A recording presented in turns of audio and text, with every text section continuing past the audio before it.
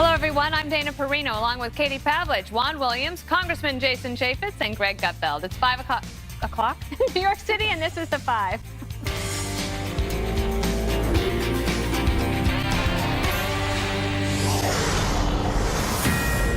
Nine victims remain hospitalized, 4 in critical condition, following the deadliest terror attack in New York City since 9/11. 8 killed and a dozen injured by a jihadi who mowed them down with a truck and then shouted, Allahu Akbar. We have more information today about the suspect, his motive, and how he came to America. The immigrant from Uzbekistan was allowed into the country in 2010 on a diversity visa. President Trump now vowing to end the lottery program. I am today starting the process of terminating the diversity lottery program. Diversity lottery sounds nice. It's not nice. It's not good.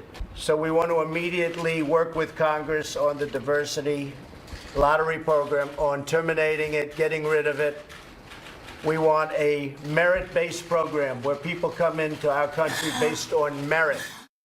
More now from Catherine Herridge, our chief intelligence correspondent in Washington. Catherine. Well, thanks, Dan. This afternoon, Homeland Security officials confirmed to Fox News that the suspect was admitted under a valid visa for the program in March of 2010, and that the program does require an interview with the State Department and additional screening. As you just mentioned, President Trump said he is in the process of terminating the program because he favors a merit-based approach, not a program like the lottery that traditionally tilts in favor of countries with historically low rates of immigration. We learned today the suspect was among the maximum 50,000 people allowed into the U.S. every year under the State Department program, and about 24,000 people have entered the U.S. from the country of Uzbekistan since 2005, and that's where the suspect was born.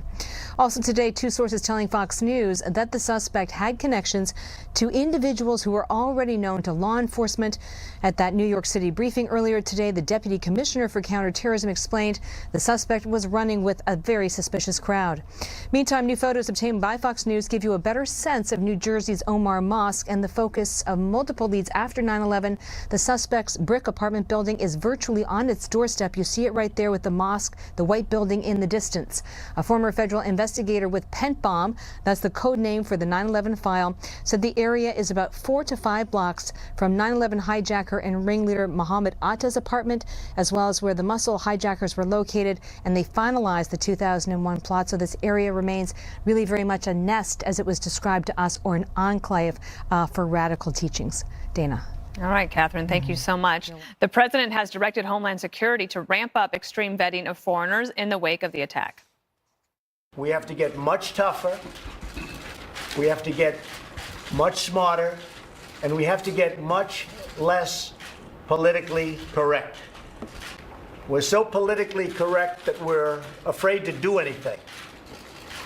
And that's not only our country, that's other countries too that are having very similar problems. And we have to get tough, we have to get smart, we have to do what's right to protect our citizens. Greg, it's interesting that he brings that up today because Pew Research poll had a poll out today that said 71% of Americans are concerned about how politically correct America has become. Well, you know, we talk about political opportunism, but the real political opportunism after terrorism is the application of Islamophobia. If anybody expresses concern over radical Islam, you get in trouble. And there's this conflict now where you have the mayor and you have the governor saying there are 8 million people in New York City. There's a million pair of eyes. If you see something, say something. But you can't say something in this current climate because you will lose your job. If this guy was already on our radar, he was interviewed by the feds in 2015 because he had links online to certain kinds of bad groups. But why didn't they go after him?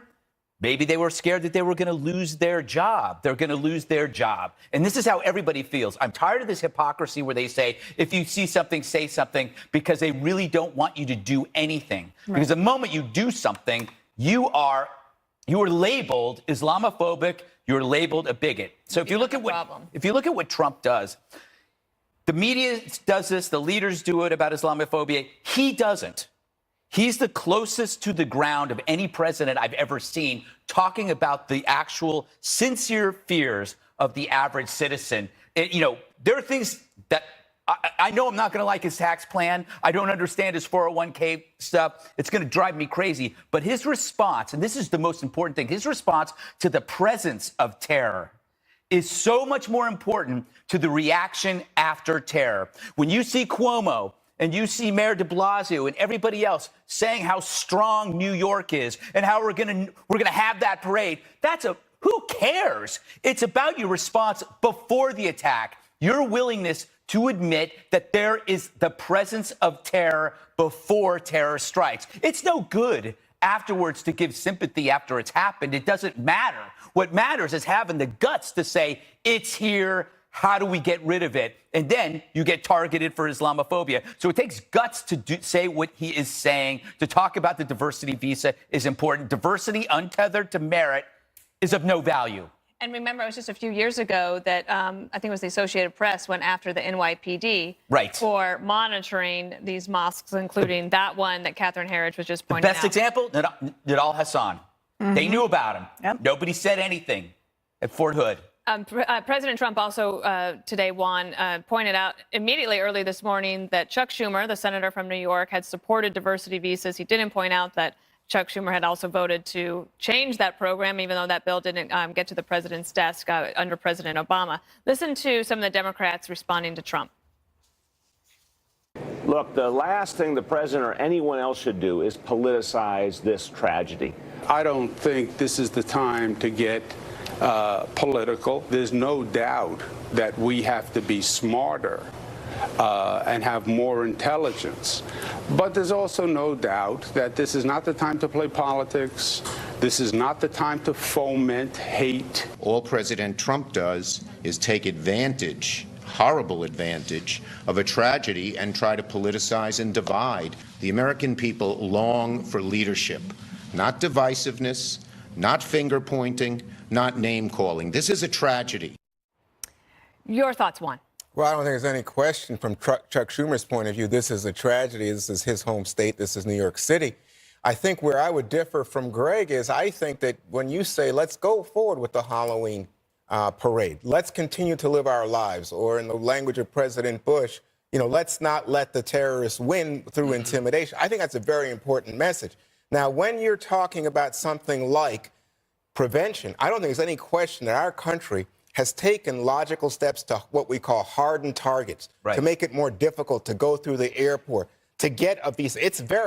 President Trump's talking about extreme vetting. It takes 2 years if you're a Syrian refugee. We have extreme measures ready in place. I want to know what he's going to do to make it more extreme. But that I'm would talking be about news saying to me. something. I think there's No, some hypocrisy. that's fine, but You're telling citizens to say something and then you punish them. I don't think so at all. In fact, I think the contrary is the case. I think you have people, including me, who said something. That's what I'm saying. But guess what? When you say something these days, I think there are lots of people like Greg who would say, "Thank God somebody stood up and said something." I don't. And I think the police, by the way, are very appreciative of informants, and they have many informants in these very mosques that they have been surveilling. That's another example of the fact that it's not like we're a bunch of oafs who've never taken any steps to protect ourselves. We have people who are surveilling the mosque, and then the question becomes a much more difficult question for you as a libertarian about privacy and rights of private no worship. problem there. I have no problem. Well, but I'm saying for the American Constitution, Security there's a enhances problem. freedom. It is true that when people say something to authorities, they are automatically presumed to be Islamophobic. We're not even allowed to talk about what Catherine Herridge discussed as a nest of jihadists, because that would be going after a Muslim American community of immigrants, and therefore you are bigoted and don't want more people to come into the country. The left is making two different arguments here. The first is that you have to choose between proper vetting, more vetting of people, foreigners coming into the country, or nothing at all because you would be bigoted to do so and you're going after minorities as a result. The second thing they're saying is, well, it's on the American people and the country to be more welcoming to particularly Islamic immigrants who come to this country, because if you aren't, then they're not going to assimilate, and therefore they may go into terror and turn to terror, as if that is a justification for something like this happening. We don't owe them anything. They owe America a lot. Jason, before I go to you, just a note that the U.S. Attorney of New York is going to hold a press conference later this hour. They will be announcing terrorism charges against the suspect. So we'll bring that to you live. It will be later in this hour, so don't miss that. Jason, your thoughts? But I think Greg is absolutely right. What does it mean to actually be on a watch list? Because nobody's really actually watching them. If you think that they're actually watching them, what they're doing, where they're surfing the internet, they're not doing anything. Well, it does they're take on a something list. like 14 NYPD or intelligence officials per one guy that they're watching. So we have a resource problem, possibly. Well, but Homeland Security funding has actually gone up, despite what Senator Chuck Schumer was said. but that number was just cut in the budget that the Republicans just passed. Absolutely wrong, because what happened was the appropriations went up. They actually went from $47.8 billion to $49.3 billion, and the appropriation for 2018 is $51.1 billion. Is that enough? He wordsmithed it. He tried to say, well, the proposed budget, but what was actually appropriated went up. So he knows what he's doing. So he won. No, he was getting his word out there, but he didn't have much policy to stand on. The thing that bothers me is if you go back to the Boston bombing, and this is part of what Greg's point is, we didn't do anything. Now, I introduced a bill to actually do some things with asylum seekers who violate this and actually go back to their country of origin, back and forth. This country still today does not have an entry-exit program. I can go down and buy a sandwich at my Gandolfo's place and get a turkey sandwich, and the 10th time I do it, I get a free one because they know if I've come and gone to their shop. If you go and leave this country and come back, we don't know. This person today, I promise you, nobody can definitively tell you if he actually left the country. Yeah, but here's the thing. And that's current law. But here's the thing. This guy came here, and he was vetted as part of the program, and apparently no alarm bells went off, right? So No, they did, though. They did all over the place. Not at all. And so here's the thing. He was led to this horrible act by something that happened while he was in the United States. And this is what we really need to talk about. But he was on a watch list. Where was he hanging out in the United States? He was on the watch list because of association with those other folks. Now, where was he hanging out? In a mosque that was preaching radical ideology. That's where he was hanging out. My point to you is, I think that this took place online. The conversion to radical Islam took place online. And unless we get away from what I think is a distraction and one that's, I think, politically advantageous to President Trump to talk about, oh, we need to vet more, we need to stop. None of the people on his Muslim ban list, none of them, including this event, would have been stopped by his Muslim ban. But the point, you said that there weren't any red flags at all. There absolutely were. The mosque that he went to. That's after he came into the country. You said there was not. You think that this all happened online, which he was radicalized. I'm saying most of this whole thing about trucks. Look at Nice, right? Look at what happened in Times Square 5 months ago. They're using vehicles as weapons of destruction. But you specifically said when he came here, something happened. He was living in America to make him do this. Yeah. So if you look at everything around him, the people he was hanging out with, which, by the way, he has friends, one of which the FBI believes is a terrorist who is missing now in the United States. He was going to a mosque that was under FBI surveillance. And this was happening online, which they clearly did not catch. He did the exact playbook as the NYPD because says. we do have additional information. The FBI now is saying that they are seeking information on a second person they believe was involved in this attack. And okay, that flies in the face. We keep talking about online recruitment, which is true, but we also have to admit the fact that they have friends and that they have relatives. And we've had two examples. The Boston bombing were brothers, and in San Bernardino, it was a husband and wife. So we have to understand that this is a family thing.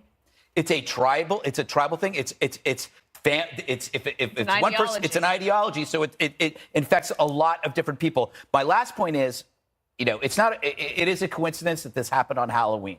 But there's a metaphor there that has been used before, that when your kids come home with a bag of candy, the parents vet it. They go through it. They make sure nothing bad's in there because they took something outside and they brought it inside, and the parents go through it and they look through it, and that's not absurd. To do that is not absurd. It's what a parent does.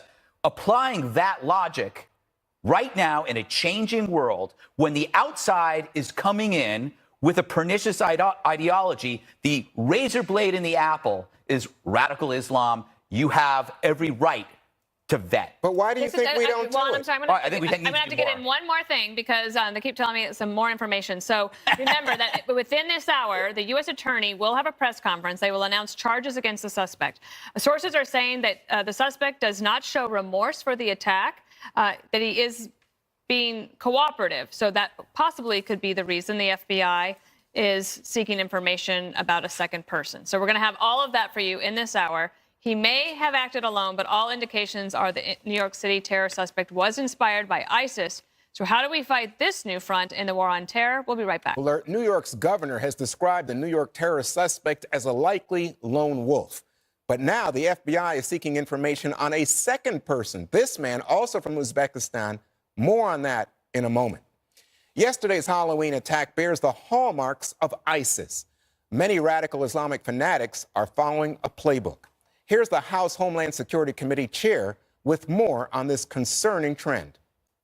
This is what the FBI and NYPD call flash to bang. These cases can happen so fast. One person radicalizing very quickly and then killing 8 people. And it's probably the hardest thing to stop. A larger scale operation like the 9/11 plot, we could probably very likely stop today. This is the case that worries us the most. You know, Dana, flash to bang. It makes you think, gosh, well, how are we going to stop this? I mean, you get somebody like this. Suddenly he's radicalized and commits an act that kills 8 people. Well, in the commercial break, we were able to get some additional information. So he is interviewed by the FBI, inspired by ISIS videos that he watched on his cell phone for about a year. And it was about 2 months ago, apparently, that he decided to use the truck. He was inspired by videos by al-Baghdadi. He's the ISIS imam that everybody tries to follow and emulate.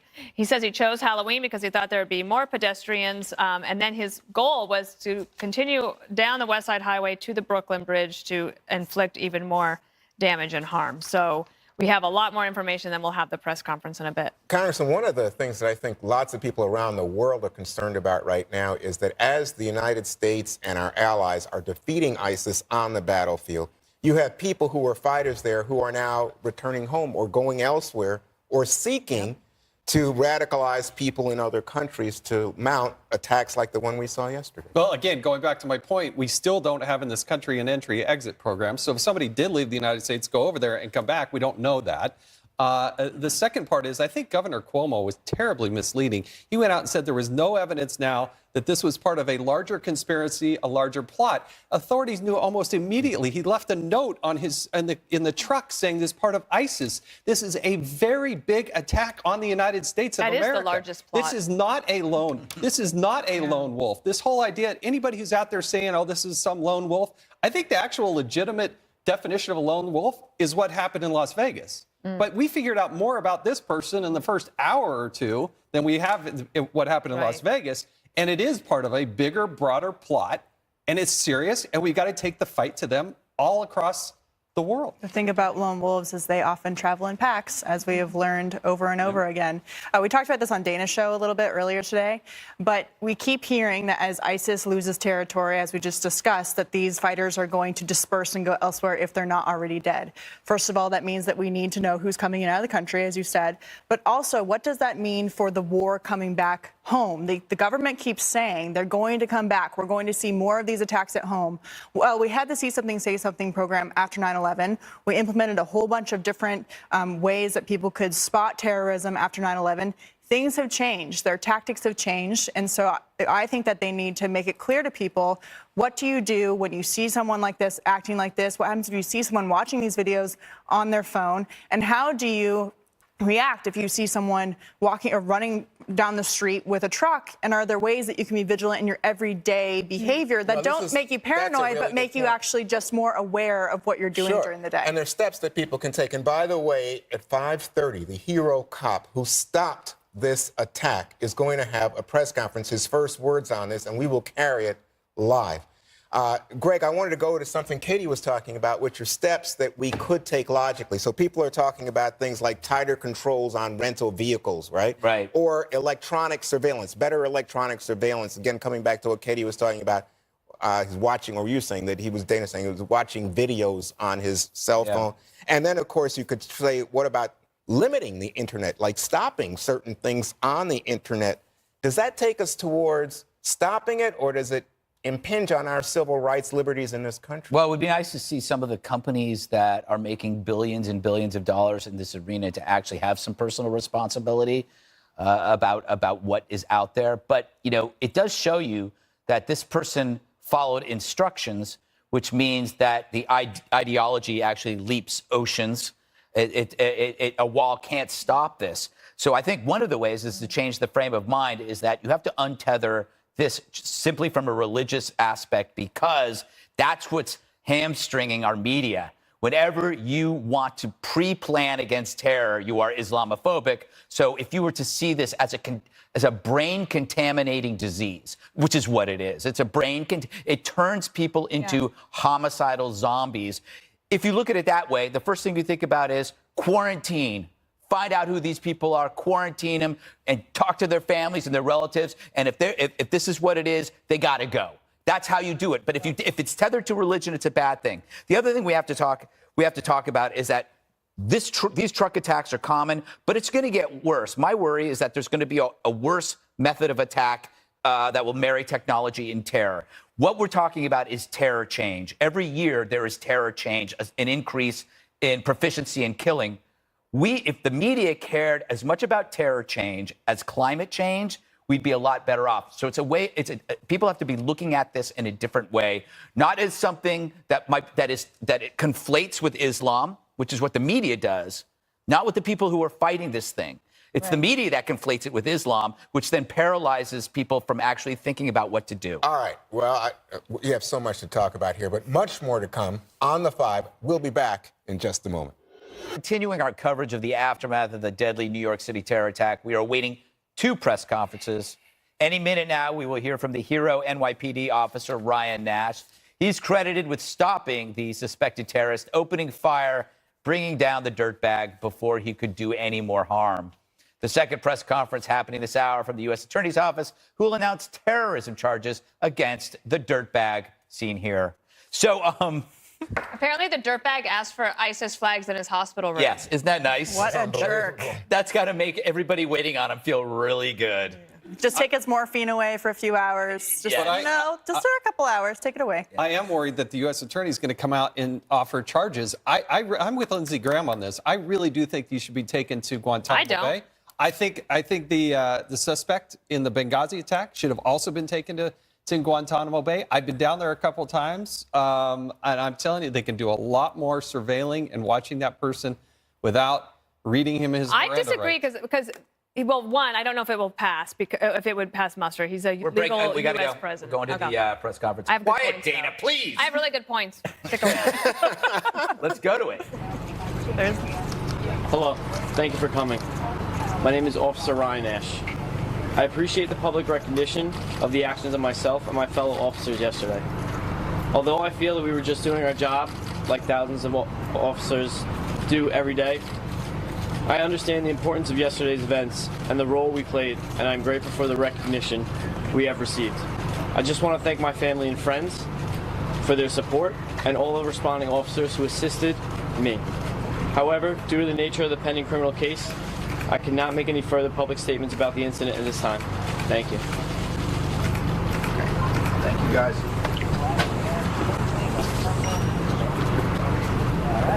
That was Ryan Nash. This morning, the New York City mayor, de Blasio, seemed so surprised by the officers' actions. It was like he suddenly woke to the vital importance of gratitude to the police. Especially, I guess, when his election is next week, Juan. I don't get it why you attack de Blasio so constantly. I can't help it. I can't stand him. I must say, I'm petty about that. Living in New York City and Washington, D.C., I think we have so much in the way of conscientious, hardworking cops and security. Absolutely. I don't get it. De Blasio wasn't that crazy about the cops. Well, I'm just telling you, he's the mayor, and the cops, we have more cops now in New York than ever. And they're having to do a lot more than ever because of all of these actions. I think they cut the number of cops? No. Yeah. Pretty sure. Brain Room, get on that. All right, get on. But he also said that he was very proud that they still attended the parade. But the only way you could attend the parade is because the law enforcement is there to protect you.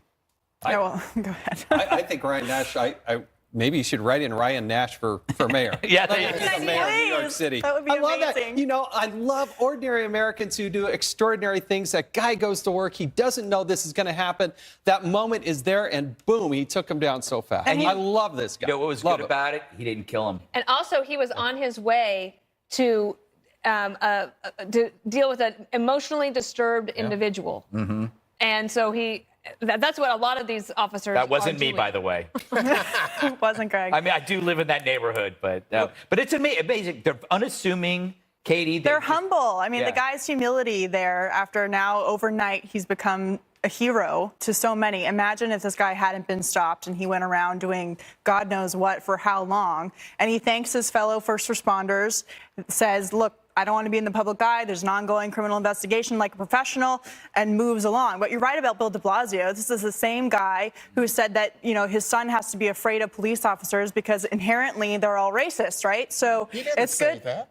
He absolutely did. No, he said that he has the same conversation so many black parents have with their kids, which is when He you deal warned with his cops, son because he be thinks, careful. he believes that all police officers That's not are what he inherently said. racist, and No, therefore that's your his assumption. You're saying that's biracial son implicit. has to be They turned worried their about backs walking on down the him. street. They turned their backs on Cops him. did. Yeah. But I don't think that was fair. Let me tell you something. I've had that conversation with my sons about where you keep your hands and understanding. I've had the that nervousness. conversation too. Oh, okay. So then what are you blaming de Blasio for? Because my parents don't think that all cops are racist. I don't they think just that think you either. obey Dana, the law. Dana, Can I go back to make my good points? Sure. Yes. Because I know I respect Lindsey Graham's idea, and I understand what he was thinking. I just think that it is not a good one. First of all, because he's a U.S. legal resident, I think that the Supreme Court would have to hear it, and I think this court would actually grant him habeas. But at the same time, New York City, the United States, but especially New York City, has a near 100% conviction rate. And if he becomes an enemy combatant, anything that they have gotten from him in the last 48 hours, it's not admissible later on. So I would just let New York City deal Well, with it. we don't know when he was read his Miranda rights, if he did read his Miranda rights. And there's a reason why we have Guantanamo Bay, and there's a reason why we're able to extract so much information in that setting. He's not a United States citizen, and this is But specific he does have but he is going to be granted habeas corpus rights under the Constitution because he's a legal permanent resident, even though he's not a citizen. This is going to be an interesting political conversation over the next 3 years, really, as President Trump deals with more of these things, God forbid, because the Obama administration was roundly criticized for treating situations like this in a criminal way, a law enforcement way, rather than a wartime way. And it's going to be interesting to watch and see what the Justice Department under the Trump administration does in that aspect. All right, let's do a generic tease. Okay. We'll be right back. Looking live at the U.S. Attorney's Office in Lower Manhattan, New York City. The U.S. Attorney is about to announce a federal terrorism charges against the suspect in yesterday's deadly attack, and we will bring that to you as it happens. But in the meantime, a look now at the liberal media's coverage of the new radical Islamist attack on our homeland. This CNN reporter stunningly chose to keep the Muslim suspect's ethnicity and physical features secret from viewers yesterday. Police know who he is. They have a description of him. I'm not going to share that at the moment. Jake Tapper, also from CNN, felt the need to remind viewers how beautiful the phrase Allah Akbar can be. The Arabic chant, Allah Akbar, God is great, sometimes said under the most beautiful of circumstances, and too often we hear of it being said in moments like this. And over at MSNBC, this analyst wants you to know that sometimes Christians are responsible for terror too. What you're seeing is not Islam whatsoever. None of this is condoned, including the, sacrificing and getting yourself killed at the end of a terrorist attack. None of that is Islamic. It's anti-Islamic. Even Christians, we've seen Catholics in Canada who converted to quote-unquote Islam and then carried out acts of terror.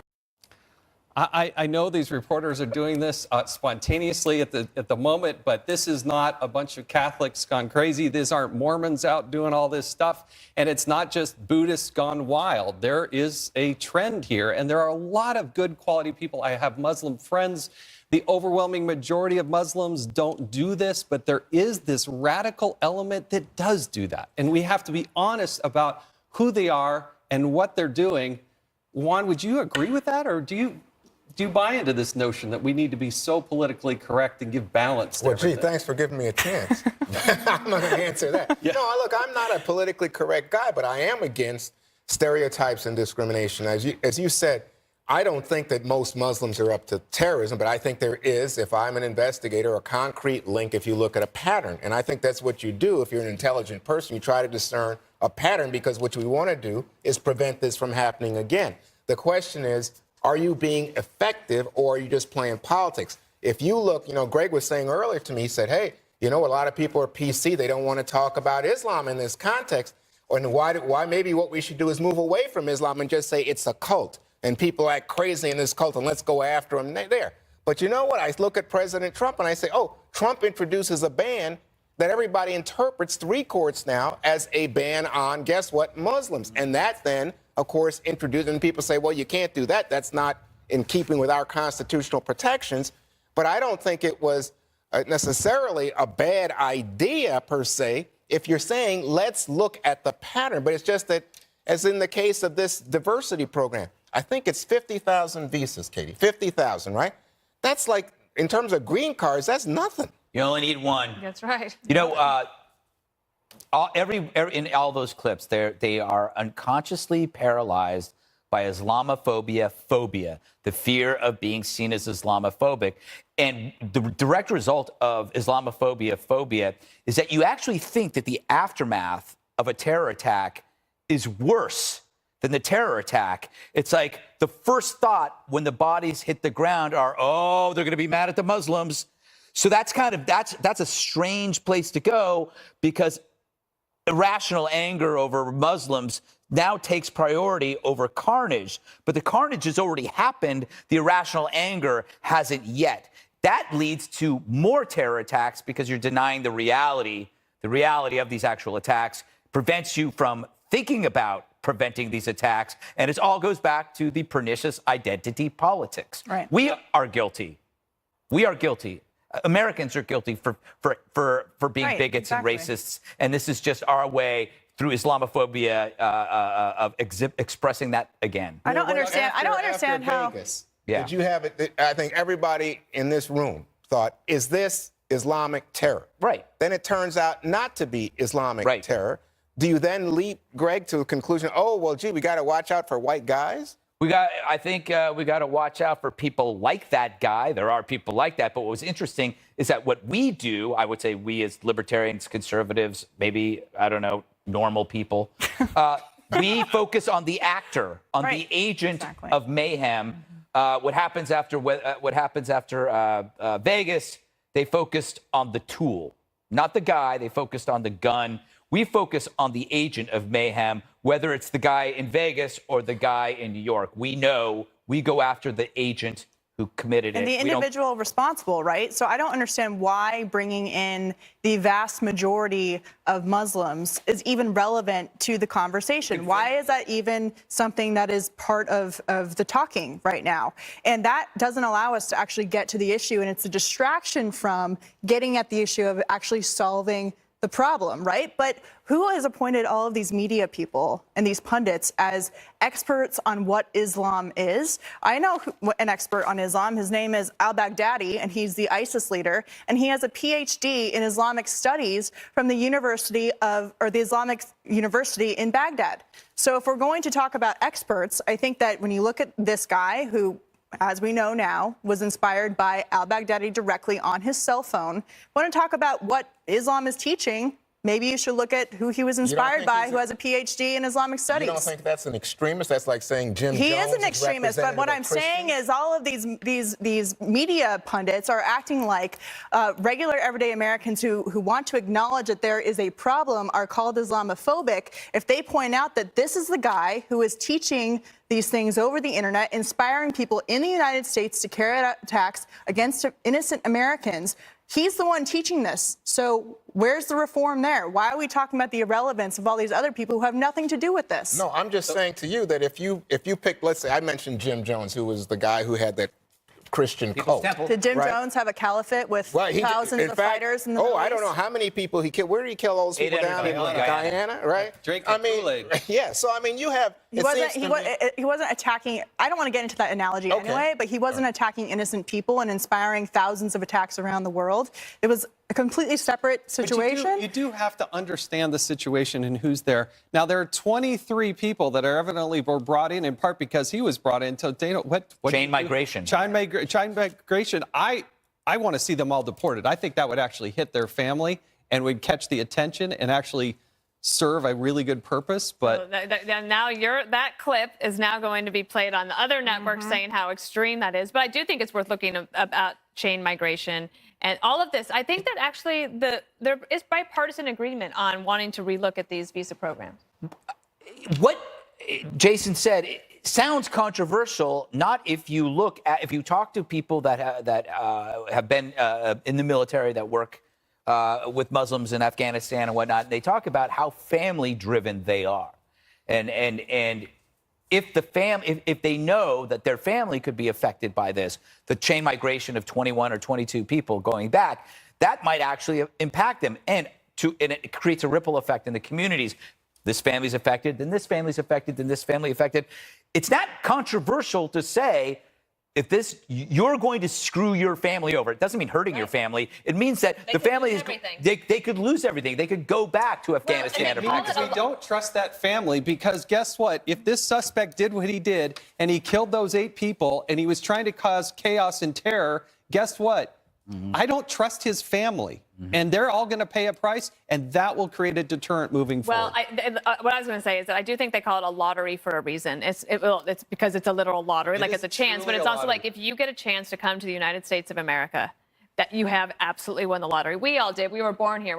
We benefit so much because we're here. We're in this free country. I think what Jake Tapper was saying, I understand. He was talking about these radicals are perverting the religion of Islam, and it's hurting those innocent people. Jake is not a soft target. I mean, he talks tough on this stuff. So. Yeah, so I could understand that, but I do think it's important that we don't talk about the suspect as deranged or mentally ill. He is evil, and this is about good versus evil. It's not about religions versus religions. Right, absolutely. He is evil, and we're going to have a press conference coming up. Stay tuned, and we'll bring that press conference to you.